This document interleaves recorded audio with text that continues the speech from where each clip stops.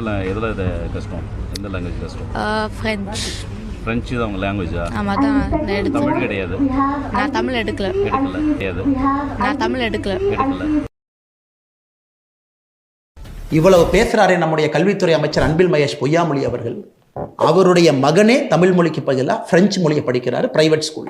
நம்முடைய பள்ளி கல்வித்துறை அமைச்சருடைய அவலத்தை நான் சொல்றேன். எப்பொழுதுமே தனிப்பட்ட ஒரு மனிதனை வெளியே கொண்டு வருவது என்னுடைய நோக்கமல்ல. ஆனால் இந்த நேரத்தில் நான் பேச வேண்டிய கட்டாயம். அவர் பிரெஞ்சு மொழி படிப்பது தப்பில்லைன்னு நான் சொல்றேன். பிடிச்ச மொழியை படிங்க, 3வது மொழி படிங்க. ஆனா உங்க குழந்தை பிரெஞ்சு மொழி படிக்கணும் பிரைவேட் ஸ்கூல்ல. இந்த 52 லட்சம் பேர் அரசு பள்ளியில தட்டு தடுமாறி, அதில் லட்சக்கணக்கான மாணவர்கள் வெறும் மரத்துக்கு கீழே வெயில்ல உடைஞ்சு போன ஒரு பிளாக் போர்டை வச்சுக்கிட்டு குறைவாக ஆசையில் இருக்கக்கூடிய அந்த நேரத்தில் அவங்க படிச்சுட்டு இருக்கிறாங்க. இதை எப்படி ஏற்றுக்க முடியும்? முதலமைச்சர் ஸ்டாலின் அவங்ககிட்ட இருந்து ஆரம்பிச்சு கடைசி திமுக கவுன்சிலர் வரைக்கும் நான் சொல்றேன். நான் யாரையும் எடுக்கல, திமுகவுடைய கடைக்கோடியில் இருக்கக்கூடிய கவுன்சிலர் வரைக்கும்